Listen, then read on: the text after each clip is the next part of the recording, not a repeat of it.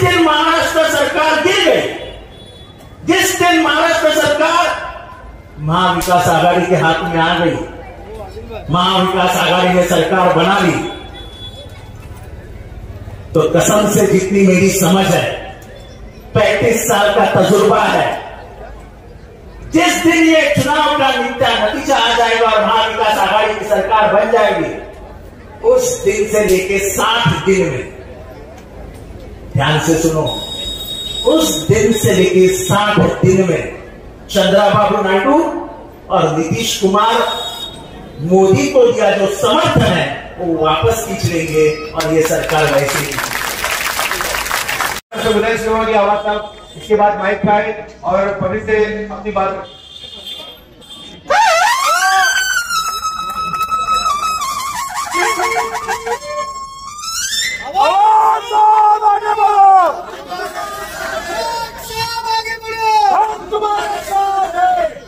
मैं पहली बार बोलता हूं, मेरा भाषण शुरू होने के बाद कोई घोषणा मत देना, मैं डिस्टर्ब हो जाता हूं। यहाँ पे मौजूद सभी हजरात, मेरी प्रधानश्री महाबहने, आप सबको मेरा अस्सलाम वालेकुम रहमतुल्लाहि व बरकातहू। अभी शानू भाई और शमीम भाई बोले, ये पिछले कुछ रोज में जो चल रहा है, ये अपने वाला है, अपने वाला है, अपने वाला है, आप मुझे क्या पढ़ाया मानते हो? बोलो अभी जोर से बोलो, मैं पूछना चाहता हूं आपसे, जो जिंदगी भर उसूल के लिए लड़ा, मौत हाथ पे लेके घूम रहा हूं, मेरे को भी तो बीवी है, मेरी भी एक छोटी बच्ची है, मैंने उसकी फिक्र नहीं। आपने देखा मेरी गाड़ी तोड़ी, मेरी गाड़ी पे हमला हुआ, मेरे मौत के वारंट निकले, मेरे फोटो पे सिला, तो भी नहीं करा। जब भी कोई भी इश्यू निकलता है, भारत में 5 लोग बोलते हैं, तो उसमें से सबसे पहले कौन बोलता है? कौन बोलता है? मैं चुप बैठ जाता हूं ना, क्या समझता है? पर नहीं, मेरा खून मुझे चुप नहीं बैठने देगी, क्योंकि मेरा खून, मेरे विचार गांधी से आए हैं। ये देश गांधी का है, ये हम जिंदगी भर में नथुराम के हाथ में जाने नहीं देंगे। ये नथुराम की औलाद है जो आज इस देश की अमन और शांति को खराब कर, क्या बच्चा है, अपना वाला है, अपने वाला है, चलने वाला है। कहां थे जब धर्मांतरण का विषय आया मुमरा में? जब 400 धर्मांतरण हुआ है ऐसा कहा, तो कौन आया था सब पुलिस से सवाल पूछने के लिए कि मुझे एक धर्मांतरण बताओ और फिर लेके जाओ सबको? पुलिस ने 24 घंटे में बयान वापस किया और कहा कि एक भी धर्मांतरण नहीं होगा, नहीं तो हमारे 50 बच्चे उठाए जाते, यूपी में लेके जाती पुलिस, यूपी पुलिस, और उनके माँ बाप चक्कर लगाते। आज विशालगढ़ में क्या हुआ? विशालगढ़ के जनता ने जाके पुलिस और हमें कलेक्टर को बताया था कि विशालगढ़ में हमको धोखा, प्रशासन की तरफ से ध्यान नहीं दिया है। 12 तारीख को, फिर 12 जुलाई को फिर पुलिस स्टेशन जाके उन्होंने बताया कि विशालगढ़ में कुछ हो सकता है।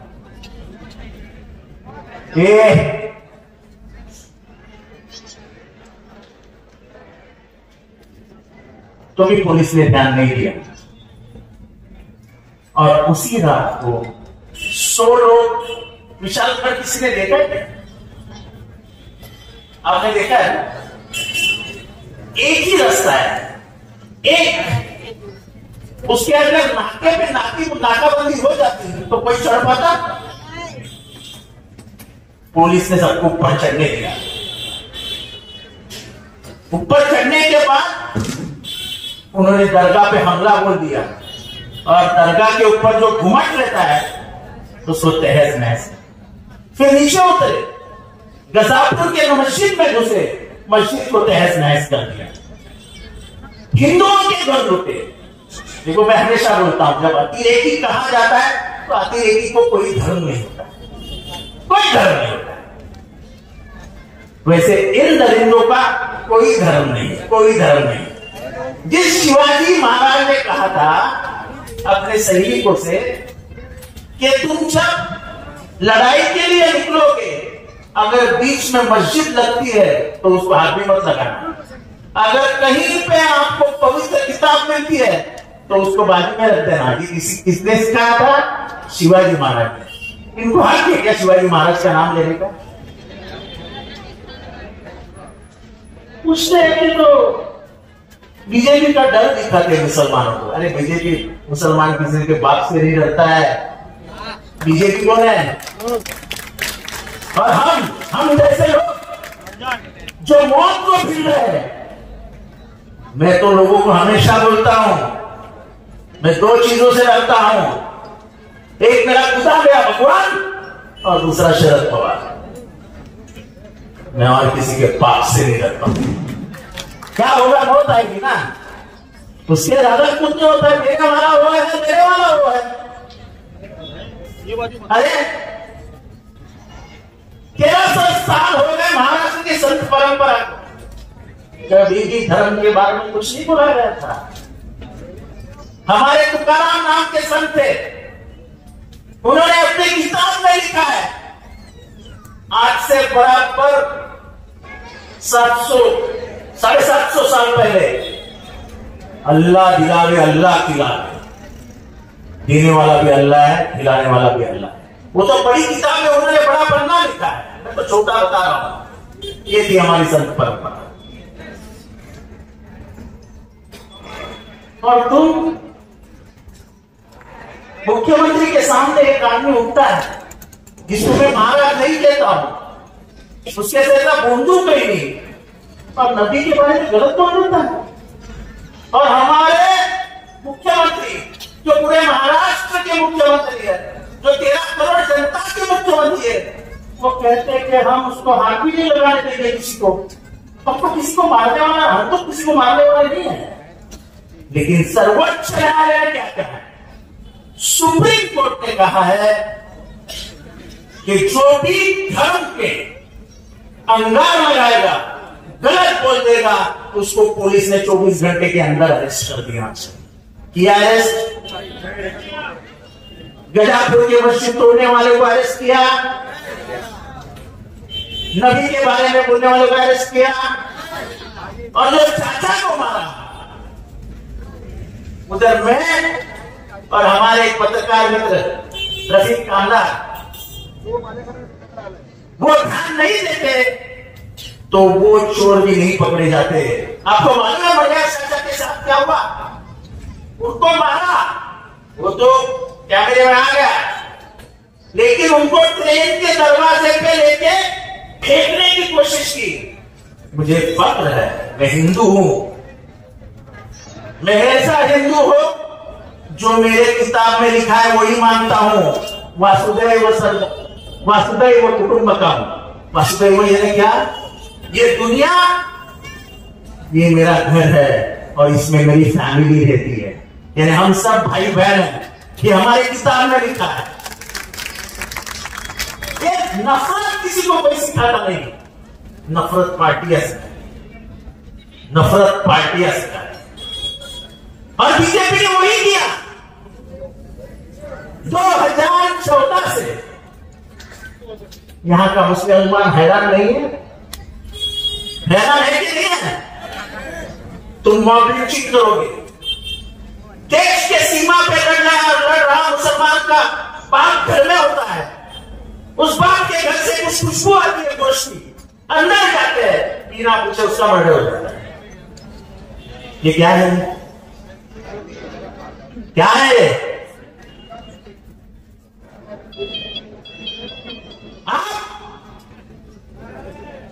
ये राष्ट्रवादी कांग्रेस पार्टी किसकी थी? चलो बताओ, जोर से बताओ। शरद पवार को एक दिन आगे बाहर आता है, धक्का मार के बाहर निकाल देता है और जाके उसके हाथ से गली में छीन लेता है। ये पाकिट मारो की टोली है, पाकिट मारो की। अरे हिम्मत थी तुम्हारे में ना, मर्द का औरत था अजित पवार तो बोलता था कि शरद पवार ने उतारी लेगी, मेरी कोई तीसरा निशान ढूंढ लेता हूं और लड़ता हूं चुनाव, तो हम उसको मर्द कहते हैं। अरे तुमने तो, तुम्हारे चाचा ने तो देश में बढ़ाई हुई पार्टी है, जो पूरा निशान ही उसने देश लेके गया, तो उसको चुराकर अपना मेरा मेरा मेरा करके घूम रहे हो। जनता को मालूम असलियत क्या है।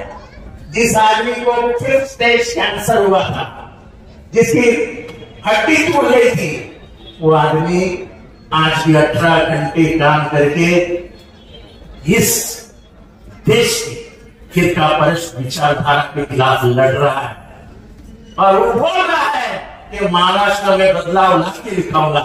ये शरद पवार जी की हिम्मत है। वो मोदी जी के सामने नहीं झुके, वो अमित शाह के साथ जी के सामने नहीं झुके, उन्होंने हमारे सामने कहा था इसको जाना जाओ, मैं इसको रोकूंगा नहीं, मैं अकेला लूंगा, मैं जाऊंगा नहीं, उनको जाने से मैं रोकूंगा नहीं, लेकिन मेरे लिए इतनी हिम्मत है कि मैं नौजवानों के बीच में जाके एक नया शरद पवार तैयार करूंगा जो महाराष्ट्र का नेता बन जाए। इसको बोलते हिम्मत। विकास तो मैं बात ही नहीं करता हूं। विकास जिस रास्ते पे आप बैठे हो, ये क्या है? ये क्या है? यही विकास है ना? किसने किया है? किसका लाया ये रास्ता किसने बनाया? ये रास्ता किसने बनाया? तो क्या होता है विकास? अंधा है क्या कोई? अंधा? मेरे आवाज साहब ने विकास ही नहीं किया, अंधा है। बात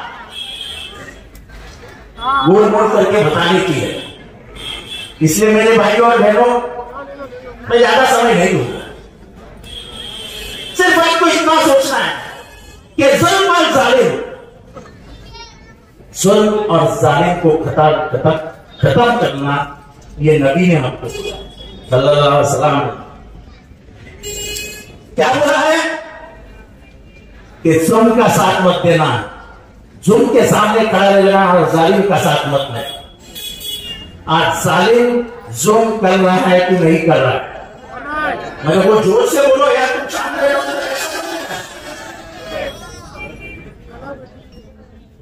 तो जुल्म को खत्म करने के लिए, जालिम को खत्म करने के लिए आपके पास एक हथियार दिया है। वो हथियार डॉक्टर बाबा साहब अम्बेडकर ने दिया है, जो गरीबों का, तुम्हारा, मेरा, हमको बचाने वाला, हमको इंसान की जिंदगी देने वाला मसीहा था। उस डॉक्टर बाबा साहब अम्बेडकर ने संविधान के तहत एक हथियार दिया। क्या है वो हथियार? आप वोट करो और ये महाराष्ट्र की सरकार हटा लेना।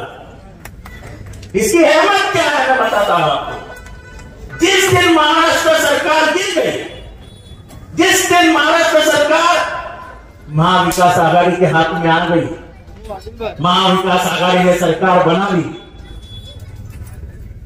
तो कसम से जितनी मेरी समझ है, 35 साल का तजुर्बा है, जिस दिन ये चुनाव का नतीजा आ जाएगा और महाविकास आघाड़ी की सरकार बन जाएगी, उस दिन से लेके 60 दिन में, ध्यान से सुनो, उस दिन से लेके 60 दिन में चंद्रबाबू नायडू और नीतीश कुमार मोदी को दिया जो समर्थन है वो वापस खींच लेंगे और ये सरकार वैसे ही।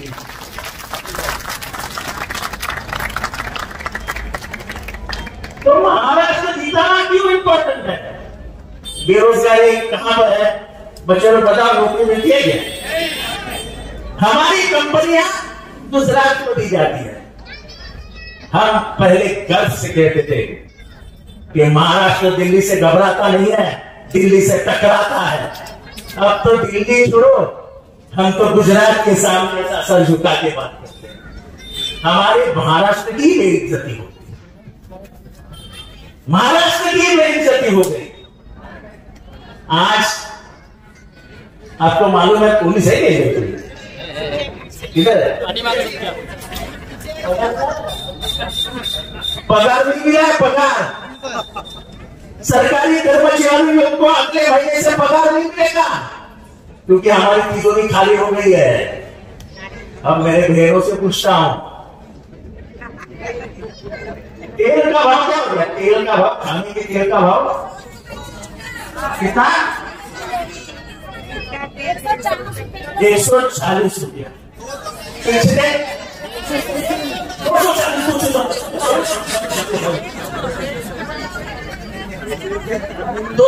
समझे जो हुआ। और मुझे इतना मालूम है कि पिछले 30 दिनों में 40 रुपये से भाव बढ़े।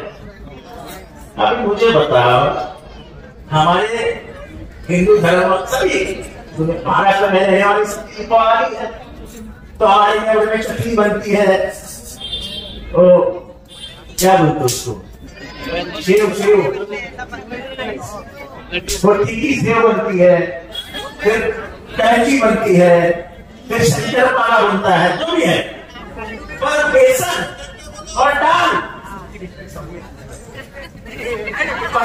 बेसन और दाल ये महंगा हुआ कि नहीं? शक्कर महंगी हुई कि नहीं? फिर वो लाडली बहन का पैसा कहाँ जाएगा?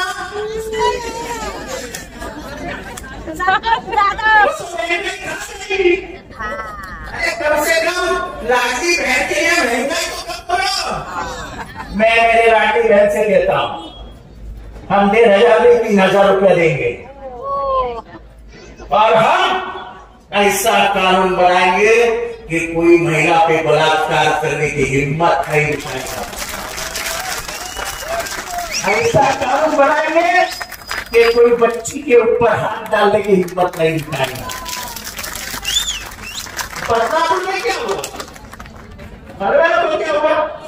एक छोटी बच्ची के ऊपर, 2 बच्चियों के ऊपर अत्याचार हुआ, इन्होंने एक आरोपी पकड़ लिया है, और उसके जो 2 मेन ट्रस्टी थे, मेन ट्रस्टी किसके संबंधित थे? दोनों ट्रस्टी आरएसएस बीजेपी के संबंध में थे। सुना आपने? गौर से सुना? जैसे ही इनको पता चला कि उसकी मां खूब जबान खोल रही है और बोल रही है कि मेरा बच्चा तो फटाके इसमें कर जाता था, वो तो एकदम डरपोक है, मैं उसका समर्थन नहीं कर रहा हूं, लेकिन पुलिस को क्या जरूरत थी उसको गाड़ी में गोली डाल देने की? डर ये था कहीं वो जबान खोल के ये ना बता दे कि ये 2 ट्रस्टी ही गुनहगार है, इसलिए उसको जाके गोली मार। बीजेपी की इज्जत बताने के लिए बीजेपी कुछ भी कर सकती, कुछ भी। खून करना तो उनके दाएं हाथ का खेल है, जैसे महात्मा गांधी का खून करवा दिया, जैसे महात्मा गांधी का खून कर दिया।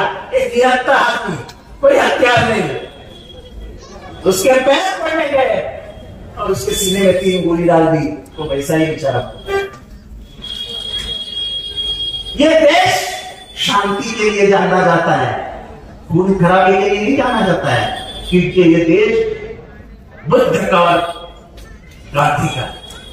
हम हमेशा मानते हैं कि हम गांधी की पूजा करने वाले, हम नेहरू की पूजा करने वाले लोग हैं, हम अब्दुल कलाम आजाद के दिखाए हुए रास्ते पे चलने वाले लोग हैं। अब ये देश गोलवल करके रास्ते पे जा रहा है, जो ये कहता था कि मुसलमानों का वोटिंग राइट भी निकाल। हम नहीं कहते, हम ये संविधान जब आया 1950 में, तब ये संविधान हमें नहीं चाहिए। ये पहली बार किसने कहा? आप कंप्यूटर, आप ये ऑपरेट करते हो क्या? गूगल ऑपरेट करते हो? जाके पढ़िए, ऑर्गेनाइजर नाम का एक मैगजीन है, जो बीजेपी का मुखपत्र था, तब बीजेपी नहीं थी, जनसंघ और आरएसएस का मुखपत्र था। उसमें पढ़िए कि कॉन्स्टिट्यूशन को विरोध किसने किया था? सब है, उन्होंने तिरंगे को विरोध किया था। अब तो मोदी जी हर एक साल के बाद आते हैं, अरे भाई, तुम्हारे लोगों ने तिरंगे को विरोध किया था, सन 93 में कांग्रेस के कार्यकर्ता आरएसएस के मुख्यालय में घुसे और उन्होंने तिरंगा लगाया। तभी आरएसएस के कार्यकर्ता पुलिस स्टेशन में गए और कांग्रेस के कार्यकर्ता के खिलाफ केस डाली। आज लोग केस के कोर्ट। तुम तो तिरंगा लगाने से शर्माते थे।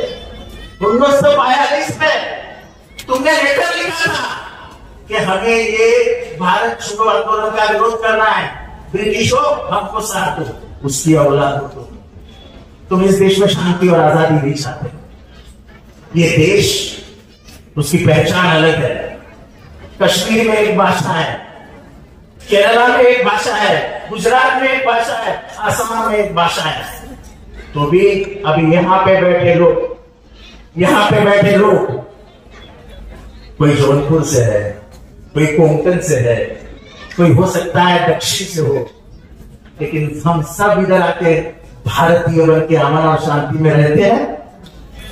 15 साल हुए मुझे आके, एक बार भी उमराह में कहीं हिंदू मुसलमान हुआ? हम जीते हैं अमन और शांति के लिए, लेकिन अमन और शांति के साथ हम किसी को हाथ में कानून नहीं लेने देंगे। किसी को भी कानून हाथ नहीं। विकास के बारे में बात नहीं करता, फिर से बोलता हूं कि मैंने जो किया है वो पूरा गुमराह जानता है। मैं आपसे एक ही सवाल पूछूंगा, 2009 का गुमराह और 2024 का गुमराह, आज को हाथ उठा के बताइए फर्क दिखता है कि नहीं दिखता है? सबके हाथ ऊपर रखो। मैं ये दादागिरी से नहीं कह रहा, प्यार से कह रहा हूं। जिसको उठाना नहीं मत उठाओ भाई। तो बात इतनी ही है, बात विचारधारा की। आप बीजेपी के विचारधारा के साथ जा सकते हो क्या? बीजेपी को अंदर ला सकते हो क्या? हमारे विचारधारा को आप दिल से निकाल सकते हो क्या? मेरे को गाली देने वालों उतना ही सुन लो कि घर घर में जितेंद्र आवाज है, उमराह के हर एक घर में जितेंद्र आवाज है। जब मैं कोरोना में बनता और मेरे मरने की जो आस लगाए बैठे थे, उनसे पूछना चाहता हूं कि मेरी बीवी को कितने औरतें के फोन आने के, रो रो के सांप कैसे है, सांप कैसे है। ये मैंने कमाया हुआ धन है जो लोगों ने अपने दिल में मुझे लिखा, तो मुझे से नहीं लिखा सकते। तो मुझे दुनिया से निकाल सकते हो, लेकिन दिल से नहीं निकाल सकते हो। और इसके मैं आपकी मोहब्बत को सलाम करता हूं और फिर से एक बात कहता हूं, जो भी बोले कि जितेंद्र आवाज बीजेपी का नाम लेता है, हाँ लेता है। बचपन से आरएसएस को विरोध करते आया हूं, बचपन से, आज नहीं कर रहा हूं। जब जान को धोखा था तभी भी आरएसएस को विरोध किया है मैंने। जिसने गांधी को मारा वो मेरा आदर्श कभी नहीं बन सकता है।